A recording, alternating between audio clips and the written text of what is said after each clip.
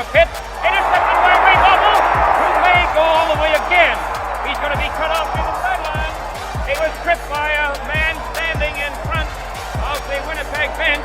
First down, Edmonton with the football. McManus going up top for Eddie Brown. What a catch! Eddie Brown! Touchdown, Edmonton! Penalty markers down all over the field.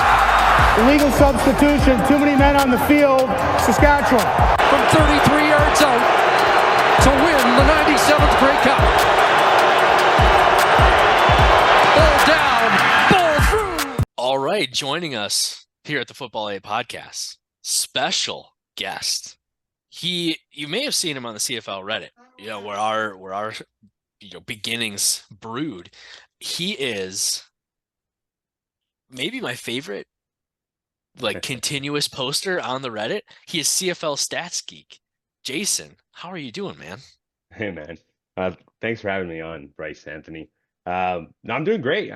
Just coming home from my regular shindig during the day, but ready to talk some CFL, ready to ramp it up. Wednesdays are my kind of go-to day when it comes to this league. A lot of stats come out and all that stuff, so I get to absorb it, get to do my little thing. But I'm happy to be on this kind of cast here. I mean, I have my own kind of cast too. It's just I love seeing this whole kind of CFL creator network sort of popping up and just growing over time.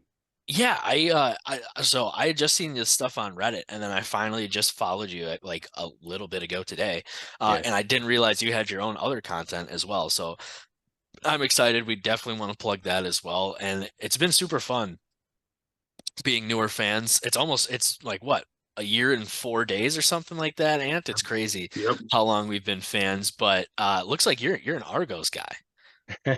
Yeah, I am. I'm based in Toronto. I've been trying to easily convert all my buddies into loving this league. I mean, it's definitely been pulling teeth sometimes. It's kind of like, hey, there's another football league up here. Maybe one that you should look at locally. I know that you guys have a lot. They're big on the NFL kind of side of things too. I mean, who isn't really? And fair enough. More football for me. Any kind of football is great football. Yeah. Take it college, UFL, CFL, NFL. I'm all for it. But yeah, no, I mean it's been something that I've been following, passionate. I've been a season ticket holder for the Argos now for a better part of half a decade. I mean, just right before COVID kind of really kicked in. And the main reason I got into the league, believe it or not, Bryce Anthony, was that it's the cheapest ticket in town.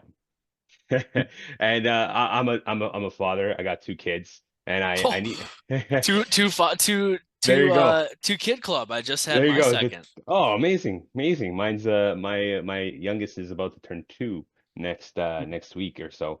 Nice. So it's like it's the best kind of like little get. I mean, we got in Toronto, you got many different kind of options, and so it's a hockey town. It's actually a lot more of a baseball town come the summer than it is, say, a football town. Don't tell that to any other Canadian markets. They'll be like, what are you talking about? What's baseball? The Blue Jays kind of play up the whole Canadian market, but in this town specifically, it's kind of a big deal. But yeah, I look at this and I go, I love the sporting events. I'm a big sport guy, not just CFL, but I look at this league and I'm like, yeah, this is something I can easily sort of grow onto and get to know and get to love more and more. And so, we're talking about being newish fans, and you're starting to kind of get that, getting the experience of it over the course of a year, the both of you.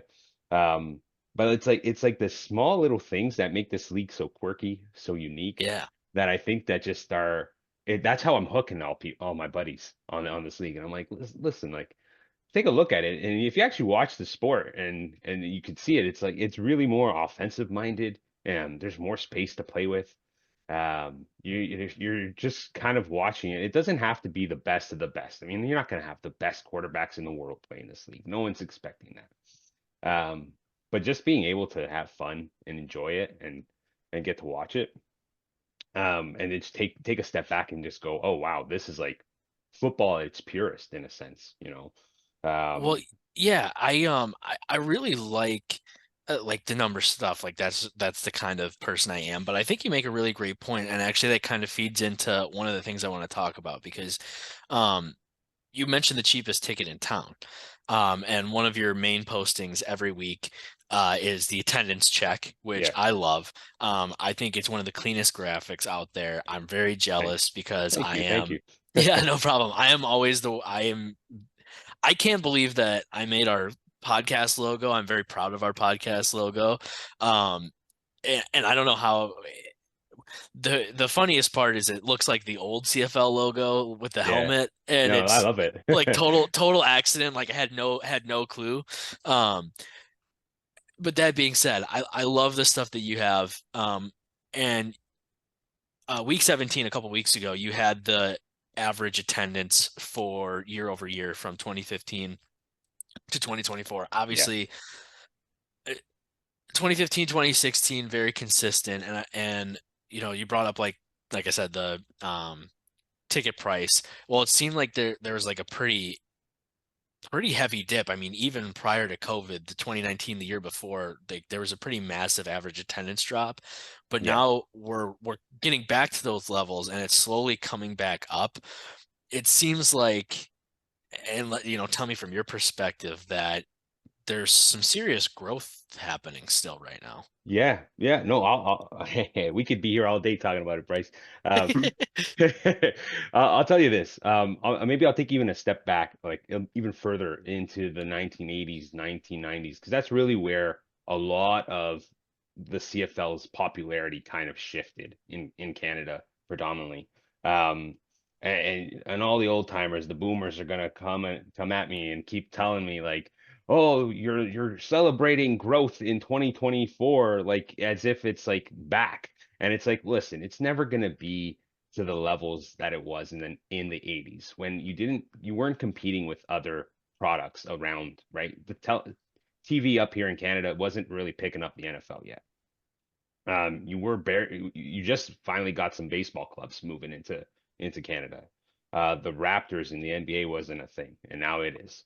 You started opening up all these different markets in Canada from the major league sports, and then you had our predominant providers in TSN, CBC here on TV starting to switch CFL into other programming. And so you kind of naturally lost popularity as you had this new television audience kind of pop in. And so then all the guys who are now 60 and still go to Argo games and they go every weekend and they're consistently there, da da da. And then they don't see like, oh, where are the 10-year-olds? Where are the 20-year-olds? Da da. Well, they weren't there in the 2010s, but then now they're popping back in their 30s. And I would say in their early 30s, late 20s you're starting to see this resurgence of fans, and it comes with two things. One, we picked up a new um, commissioner here in around 2017. Randy jumped in on ship, and his first thing was, I'm going to fix the TV problem that we had. There was some horrible television deals there. Believe it or not, there were nights where we had two games in like 2014 up against Sunday Night Football. I'm sorry, you're not winning that. You're not winning that Wow. that on the television. You're gonna lose every eyeball you have. And then it's like you're telling our providers where are they gonna go? They're gonna go to ad revenues with NFL more than it is with the CFL. And so you had this kind of resurgence. You're seeing it now is because it is becoming more present in people's eyes. They've moved the scheduling quite a bit, and they were starting to do so before COVID, and then it really took a year or two after COVID. Well, we'll say once like it really started coming back for people to really pick up the schedule. So now they moved. You follow it. You see the summer Yeah. schedule. It's really like the Thursday, Friday, Saturday, Sunday. And all of a sudden, I could be a fan of this product, and I don't have to book off an entire Saturday to watch three games, right? I can watch one game on Thursday, one game on Friday, one game on Saturday, one game on Sunday in the summer. All of a Hmm. sudden, I can actually see every team. I get to know every team. I get to know more of the players. I get to like certain teams. Now that team is coming to face my home team. I'm actually going to go to that game, or I'm going to try to make a better effort. And so you're seeing this little trickle effect, and that's what I was trying to point with the whole point of these attendance figures. And sort of the last few weeks, I've been really hammering the point of like attendance is up. Like there's something special happening. When the Blue Bombers, I posted this yesterday. The Blue Bombers this season alone, four straight sellouts, which is already pretty good. It's their best record attendance to date. Um, Pretty much 96% of all season tickets sold the whole season. 96%. Wow. You tell me what NFL team isn't like wishing to have that same level. Now, get granted, the stadium holds 33,000 more or less. Not, 90,000 like in Arlington. Um, but Yeah. it's like, and that's where people are like, oh, well, you're celebrating success. You're celebrating like 20,000 being an average attendance. Well, yeah, because it's better than 15,000. Yeah. And then maybe in 10 years it'll be 25,000.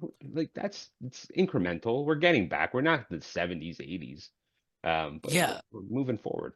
That's interesting to me because it does feel like, I mean, obviously like Flutie, there was kind of that Yeah. um alternate option back in the day, and that's something we want to do as like an episode or two in the off season, is kind of like the historical stuff and looking at it. But I think even just, I mean, you posted on the Reddit. I mean, I think when we posted our first episode, there was like 30,000 people who whatever join or follow. Reddit's not Yeah. necessarily my forte. I forget the actual term. Subscribe to the Reddit. Is that what I'm looking for? I But think so. yeah, but it was like 30,000. And let's see, right now 157,000 people. And so Yeah. it's like clearly there's some growing, and a lot of posts are first time fans or American fans.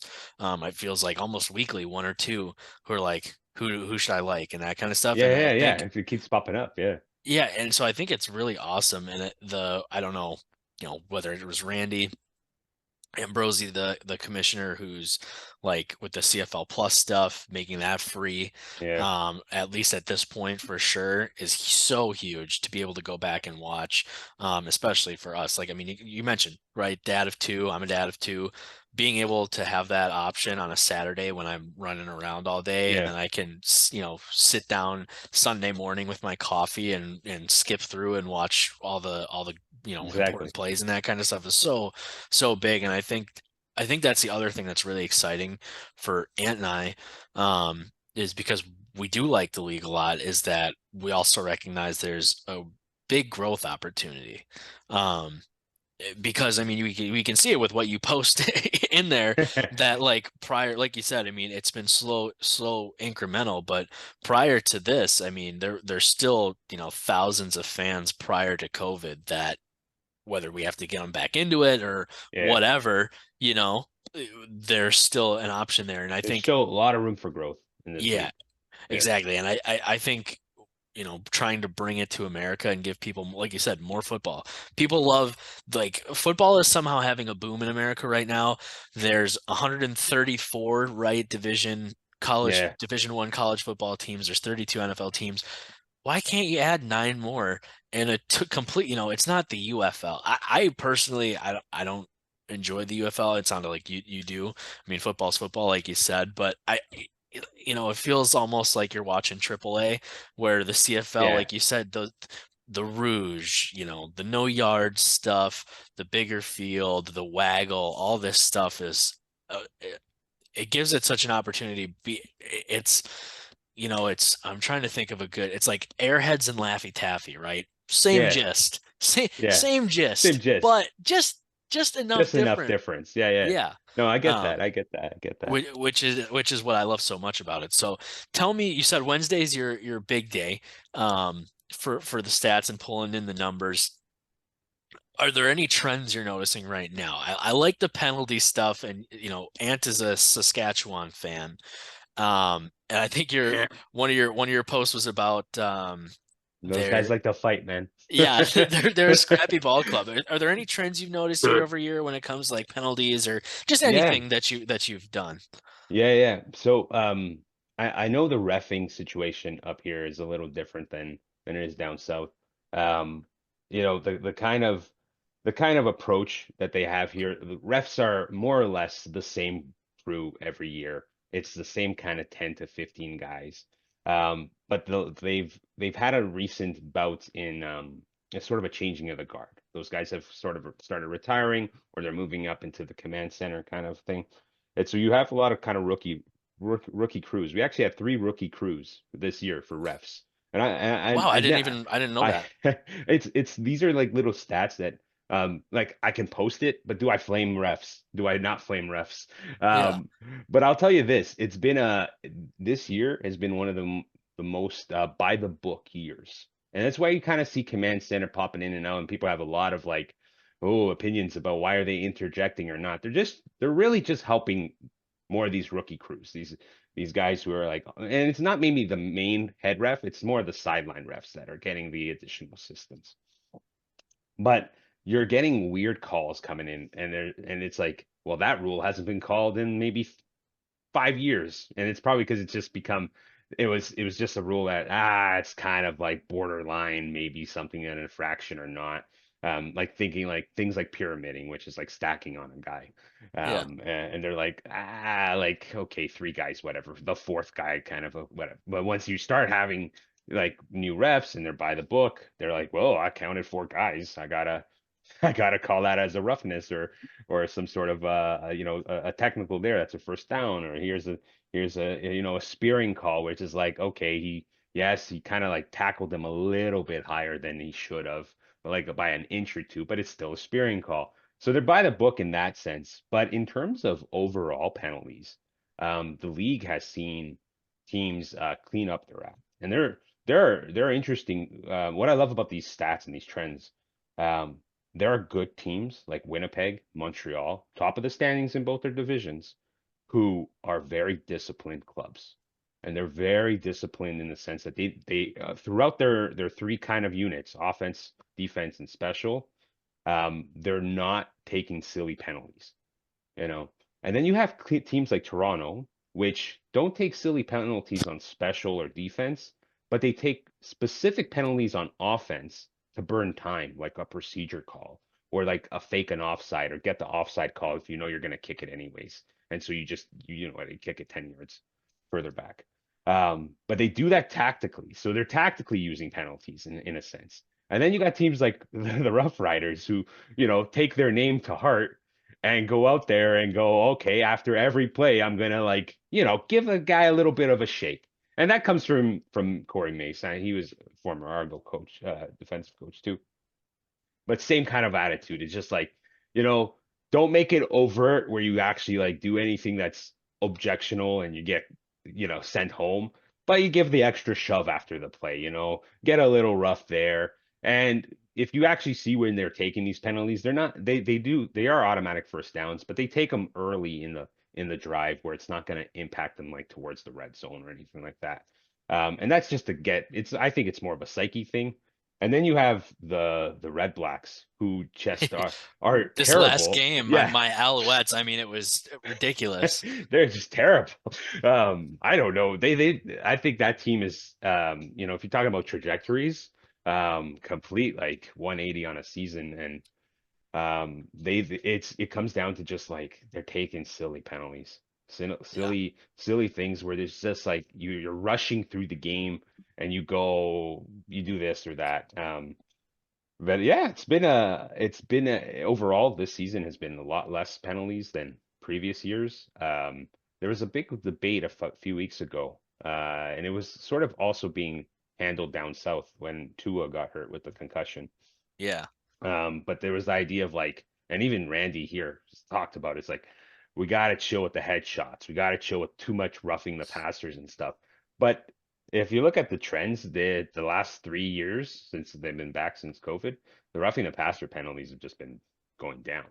I think it's just that Really? That's incredible. That's interesting. yeah, so it's like they're not the players are not intentionally going after these guys as much as they may have in the past. But I think the you're just seeing it more isolated. So instead of seeing it more frequent, you're seeing it like, oh, this week there was only like one roughing the passer, but that roughing the passer just happened to be too rough. right? Yeah. You take a guy's ankle out, you take that guy's legs out, and it's like, okay, it's like, yes, it's a roughing the passer penalty. That was the only one in the weekend, and like, yes, you shouldn't try to like wrap in. It's not like he intentionally tried to break his legs or anything, but Yeah. you know, No, I think that's a really great point because like this year with the NFL, the illegal formation stuff that they're yeah, really focused on, it's similar. It's a similar, like you said, the isolation. Like there's been a focus on it, so now we point it out every time we see it. yeah, It's the biggest deal possible. Where when we look at it, or the stats that you provide us, and you look at, overall it's down, which I think that's what is also great about the actual play of the CFL yeah. is that dudes aren't afraid to hit in No, this not at league, all. and I think that's there's something about I think it that provides a little bit of like every time you see like if you're Ants of Browns and Ohio State fan, I'm a Badger fan and a Packer Yeah, fan. Like every time, even like you know all those years watching Aaron Rodgers throw a ball over the middle, like just praying that Devontae Adams' head doesn't get taken off. yeah, Like that. Which is great, and obviously I don't want anybody to get hurt. We just had Jalen Acklin on, yeah, like we just yeah, interviewed him. Like obviously I don't want what happened to him to happen to anybody ever, yeah, but 100%. but watching a game where the guys are a little bit more free, they're clearly, like you said, taking the rules into consideration when they're making plays, or at least it's starting to work into their psyche about it a little Yeah. bit, and they're being less with, while still, I mean, some of these guys just deliver hits, man, which is just so Oh, nostalgic and nice. It feels like, exactly. It does feel like early NFL. That's yeah, I think if you were to explain this to, and I've talked to some American buddies of mine too. Like if I were to explain it, like I'm not gonna get into the, oh, it's closer to a rugby game than it is to a football game, which it is. If you're a rugby fan, you'll see more parallels in CFL than you do in NFL. But in terms of like comparing eras, like the the the older NFL days where it's like harder, like contact, good contact, like proper contact. yeah, Not the extra padding kind of stuff where you feel the impact and stuff. It's mainly because you got more space, predominantly. So you do have a little bit more build up and stuff. You don't actually see like if you look at both O line and D line, those guys aren't massively big. I mean, when we're talking about massive, I'm not talking about like from 250 to right, like yeah, 400, yeah, uh, like that kind of level of strength. And granted, that's those guys are phenomenal athletes. I mean, you can get some guy at 400 to run, fucking faster than anyone can in like half a second. It's still gonna hurt, but here you have a little bit more of that separation, so you have a little bit more build up, so you do need to be a bit more on the agile kind of side of things, which does lead again to different types of penalties that you see in both leagues. But yeah, trending wise, like, yeah, I think the game is getting a little cleaner. I think the penalties are being more strategically used. New refs, it's always good to see that they're more fair in the sense that like, look, I'm gonna call what I see. And you got the command center, which I think got a little bit of a slapping on the wrist a few weeks ago, mainly because like they're not supposed to be interjecting, to be fair. Like they're not supposed to call down to a ref and say, "Hey, FYI, you did this wrong." But I get why they're doing it because it is like a crew that they're trying to teach right. and all that stuff. And it's like, look, we have to take this opportunity. When are you gonna learn? But like if you see more of the vet refs, they'll just ignore command center half the time. If the command center is like trying to connect with them, and then it's like when they need to use them, they'll use them because that's how it's intended to be used. Or if the coaches absolutely demand a review, then obviously you got Toronto looking at it. But yeah, overall, I overall, I think it's good. Yeah, I've taken a lot of the questions here, and I take the ball, pass it over to you. What do you have anything? I have a attendance question for you, and I don't know if you have this data, but it's just something that popped into my mind. So obviously, you mentioned, I mean, you don't have to mention Canada's a hockey country first and foremost. We're Obviously, Leafs fans. we're both Leafs fans. We know hockey just started Hey, last week.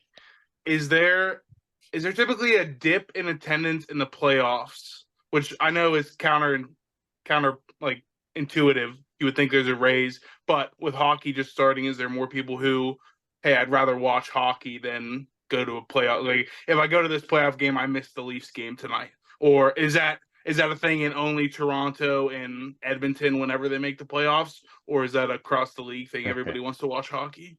Well, I'll tell you this. I'll give you two examples. I'll go from Winnipeg to Toronto.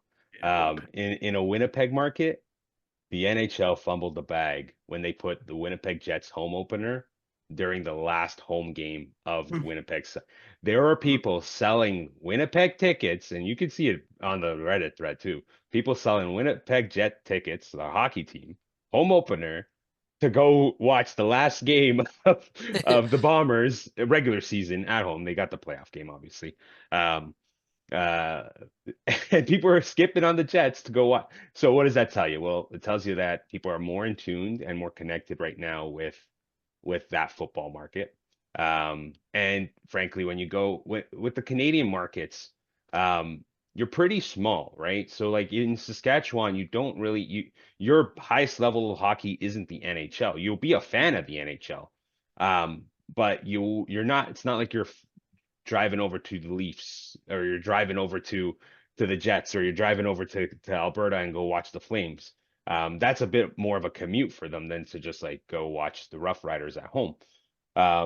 So for that reason, like in that instance, I don't really see a dip. In Toronto, obviously it's always a little different. I mean, if we were to put the Argos on a list of, level of major sports in terms of attractions, they're pretty much at the bottom. They are not even the biggest draw at their own home field. It's TFC. They're the soccer team on MLS that draws Really? more than them. Yeah, MLS draws. TFC here draws about 26, like almost sold out every time.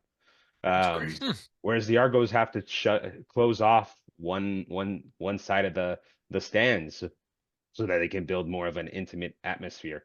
Um, and it could be in a bit of an ownership decision. They decide to not sell the upper bowls. Maybe if they did sell the upper bowls, they'd get more fans at a cheaper price point. I don't know.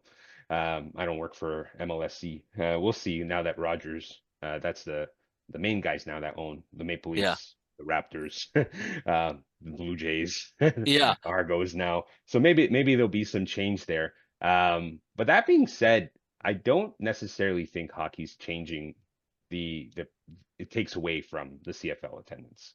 Good. Obviously, there's the Saturday nights that are very much dominated by Canadian hockey markets here in Canada.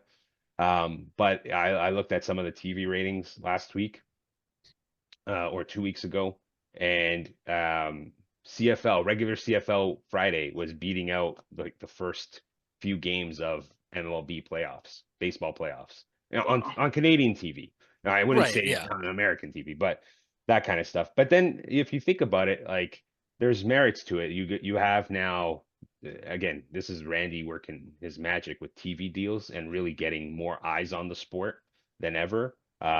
It's a small thing here in Canada, but we have paid television like TSN, which is you pay to get this channel accessible on cable or through the web app, which is what plays most of the CFL games. They would play the Grey Cup. This year, they moving the Grey Cup to CTV, which is it's a free channel for all Canadians. It's sort of like the CBC, which is also where most of the hockey games get played across every weekend. Free channel as well for the rest, all of Canadians. But moving it to the CTV, which is where the Super Bowl already was. So the Super Bowl is already televised to every Canadian for free here in Canada. Interesting. CFL, the Grey Cup never was, or was in the past. It hasn't been for almost a decade. And so now Interesting. this year they're bringing it in. They're actually now going to show it. So that's going to open up more eyes as well. I mean, Well, and yeah, they announced that it's going to be on CBS Sports Network again yeah, that's right. now for here in America, which I think is going to be huge. The That's timing, massive. yeah, Yeah. it's like right in the perfect window, kind of between the end of those afternoon NFL games and Yeah, right and before Sunday Night Football starts. exactly. Yeah. Exactly. It's kind of like you're in between. You throw in a little bit and you go, "What's this? Oh, this is different. That feels massive. Why is this league so big? I know most Northeastern Americans, um, I would say like Baltimore, St. Louis area, are very familiar with CFL because they had their little expansion exercise Yeah. there for 2 years. I mean, the Ravens wouldn't be a thing if it wasn't for their CFL expansion team. So it's like there's little connections there to those markets. I think even St. Louis, um, there's been some interest in them being a 10th team, which I I know mean I've it's seen it in the Reddit. Has been like a talking point it's for starting sure. to grow, and I'm like, oh, that's kind of interesting. Like, yeah, can we have more teams in this league and stuff? Yes. Obviously the Canadian population isn't as large as the American population, like not a fraction of it really. Yeah, so Uh, I literally just did the math because some of the numbers that we're throwing out and like for rounding up to it's like 12%, not down to the census yeah, number, but about yeah, 41 million compared to 345 million yeah, is pretty impressive. And I'm sure that I would be interested to see, like, obviously you're gonna have your soccer fans, that kind of stuff as we do in America, like you mentioned, even like Toronto FC being an MLS team, whatever.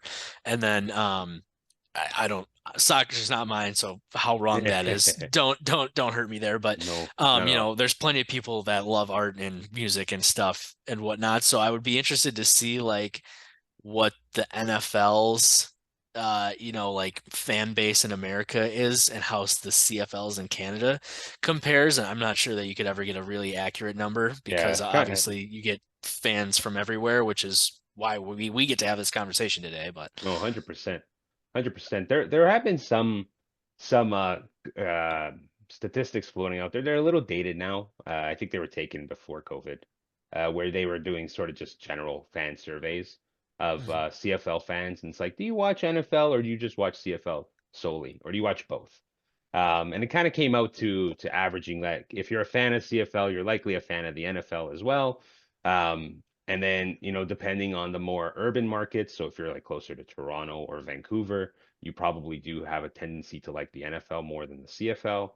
But if you're like in Winnipeg, you're more likely to like CFL than you are to like, your brothers down south in the Vikings or anything like that, south from them.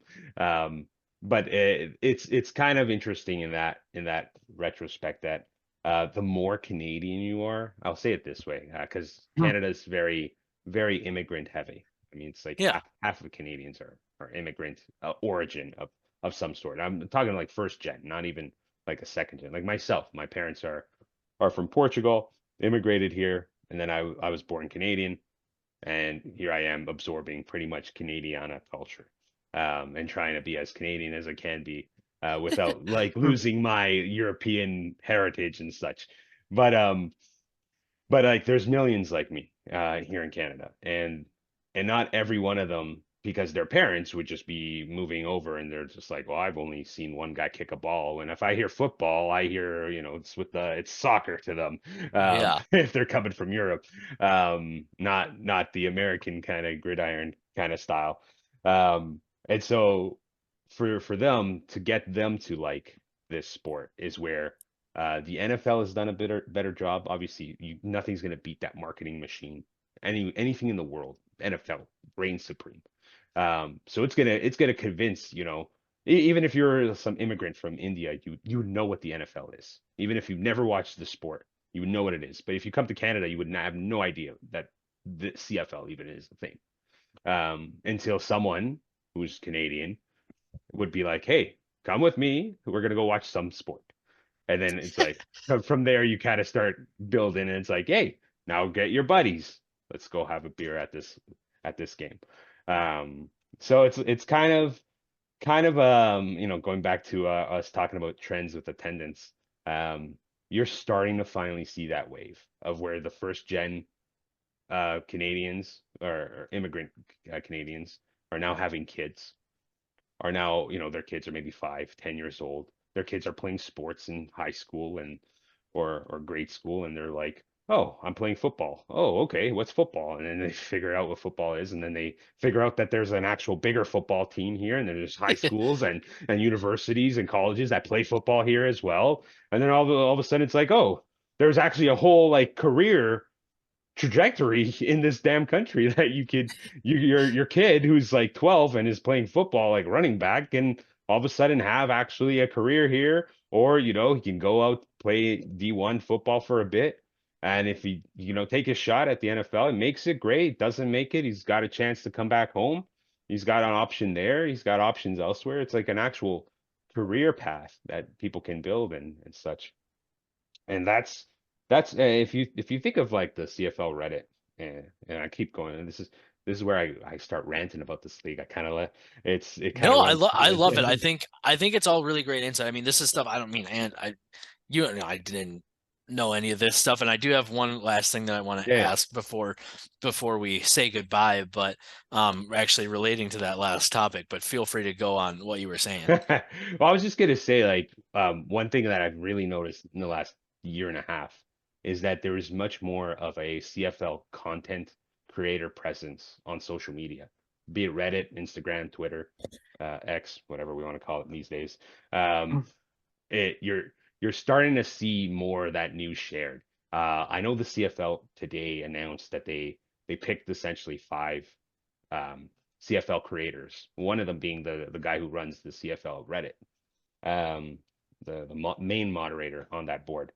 And the whole intent is that the CFL is not oblivious. They're not looking at you or me, Anthony here, and going, oh, these are just, a couple of blokes playing, doing a podcast here or there. They get a couple 100,000 views. Great, great. No, they actually like that we're doing this. They actually want to push more of this content. So now they're going, well, let's find the guys who have maybe more of the followers, and that umbrella is going to trickle down. If it works with them, open it up, more and more opportunities. I mean, you're getting players on, Yeah. right?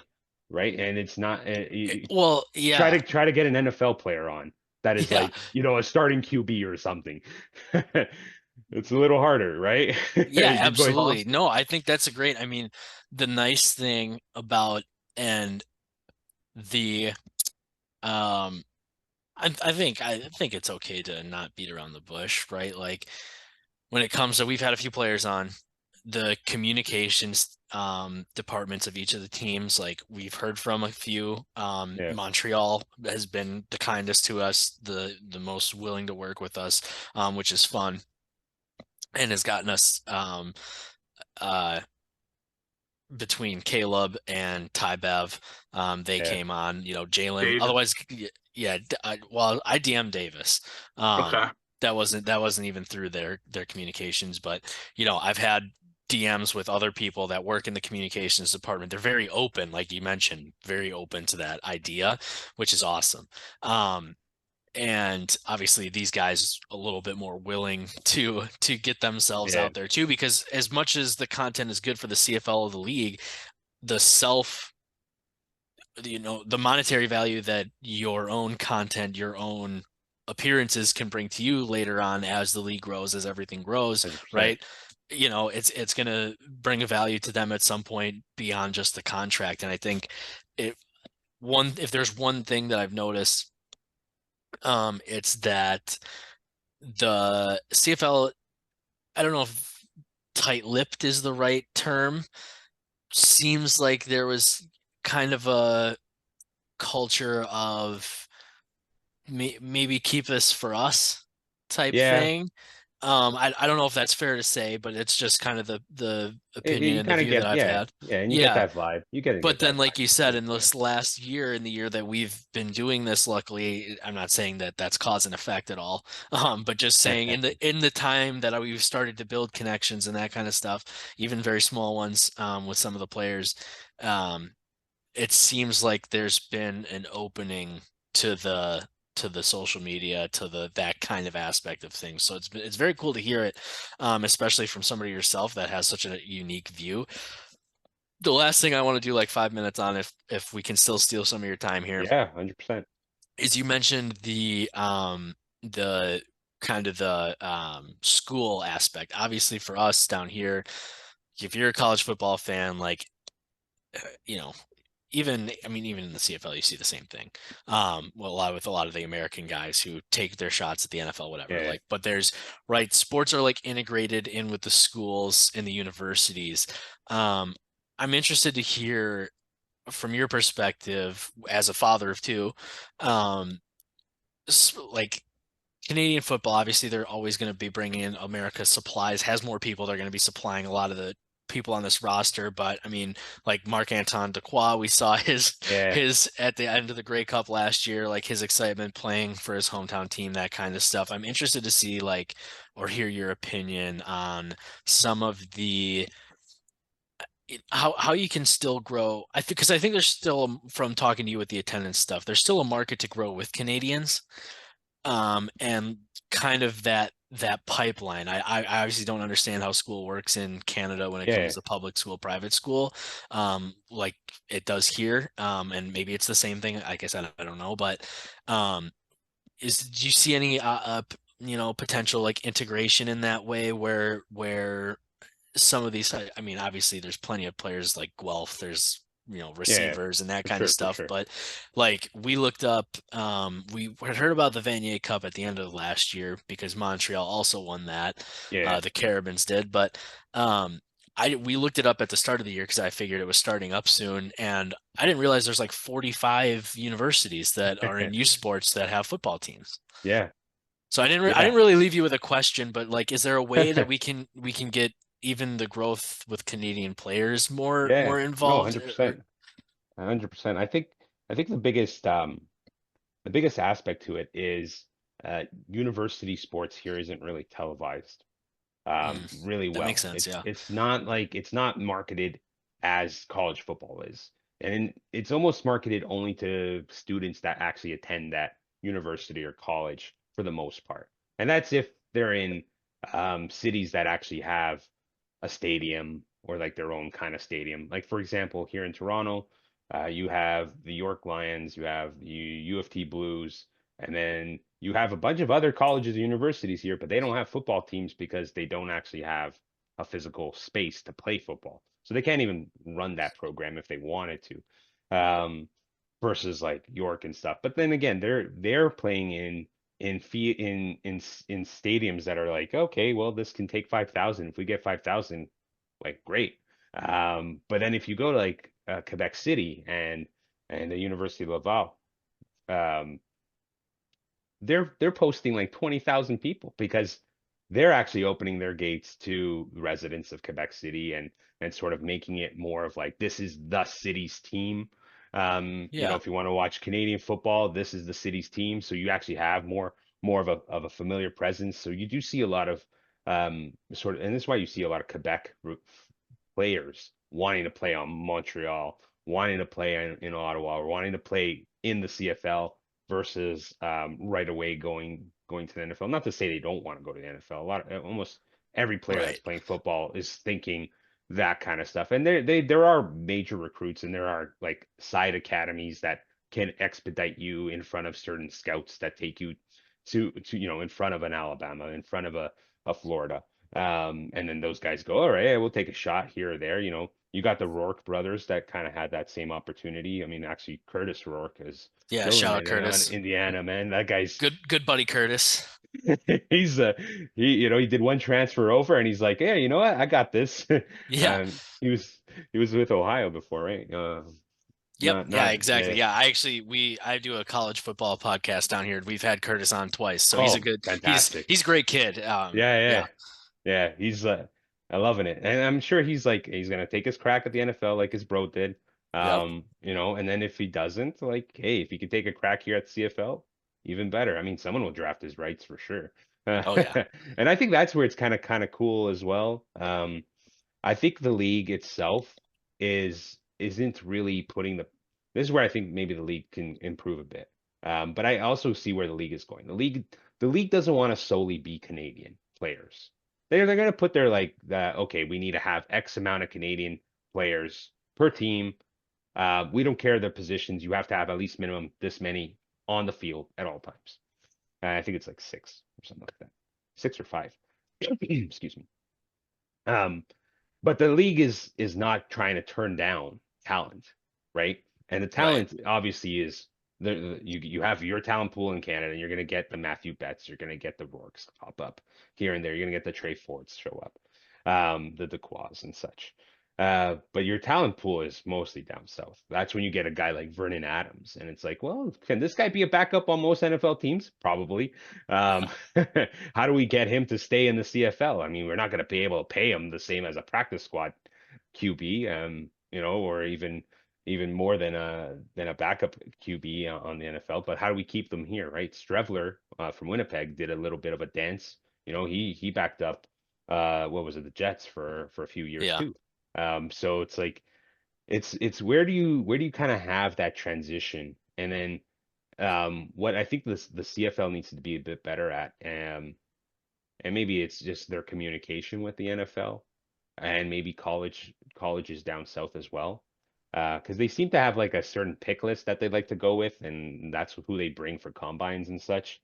But just opening up the window and just being like, listen, like we got Canadian talent, we can do this a two-way street, We have university talent that okay, they're playing Canadian style football, maybe not so much the American style football, but it's not to say like, okay, this guy isn't fast, this guy can't run, um, you Right. know. So it's like I think having a little bit more of a two-way there will excite more Canadian youngsters who play high school to like, okay, you know what? I am going to want to play university, or I am going to actually try to get a scholarship in the States. Because you have to make that decision fairly early, I would assume, right? And again, I'm looking at American high schools. By like grade 10, you're getting a star rating, right? You're either a Basically, three yeah. star, a 4 star, or a 5 star recruit. You don't get that up here, right? Unless you're like part of some additional academy where you're playing like private schools or going down south to play private high schools and such. And then you're playing American football at that stage. You're not playing Canadian football like you do here, which is high school is still Canadian football rules here. But yeah, I think being able to just expand on that. There are some creators on social media that are now starting to pop up, that are like really showing the U sports teams, and like, hey, this guy's popping off. Here's a highlight reel of this, kid in grade 11 who's or that's come up and now is like playing on Laurier. It's a university in Waterloo. Um, that's like running through everybody. He's not the guy from Boise State who's kicking butt, but Hmm. he's comparative. He's like Yeah. the guy here. So being able to highlight that, and then he gets his shot, gets a little bit more of that highlight package, and hopefully it all kind of grows as people do receive more of this content. But the CFL, I always thought it would make sense if they just packaged the Grey Cup and the Vanier Cup on the same weekend. Same location. Play Ooh. it at the same stadium. You get because you do a whole Grey Cup festival week, right? Right. If you had everyone that was going to the Grey Cup who was already there pretty much 2 days before the Grey Cup to enjoy the city and whatnot, to go watch the Vanier Cup against, if we take like last year's matchup, and you had them fill up BC Place, 60,000 screaming, or 57, whatever, semantics, but Yeah.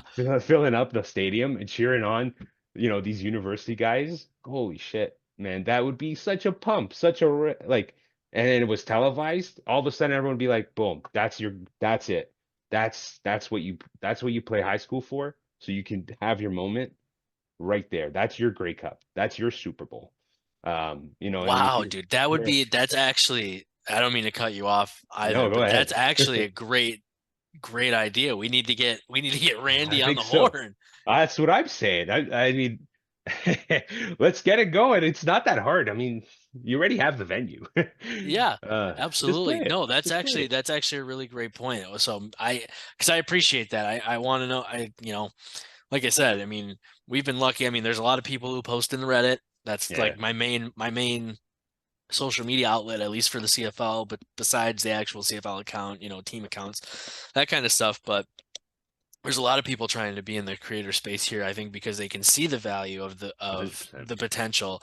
And I hope that you continue to find different outlets as well. So I um, will. I appreciate you coming on, Jason, and giving us your time.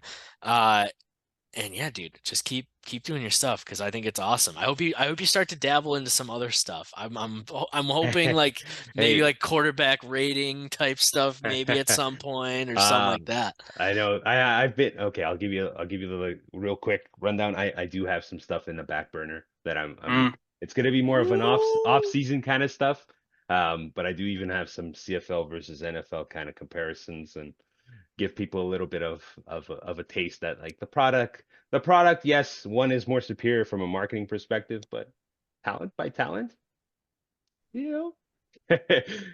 I love it. Some teams should give some guys some chances. All I right. love to hear it, man. Well, thank you so much, dude, for coming on. You are awesome. All right. And hopefully we get the chance, maybe we'll hang out in the off season, talk some Yeah, ball. 100%, 100%. I love it. Awesome. All Thank you right. so much, Jason. Thanks, Bryce. Thanks, Thanks. Anthony. You guys enjoy it. Thanks. You too. Rock and That's roll. nice. Awesome. All Great. right. Well, I'm getting yelled at.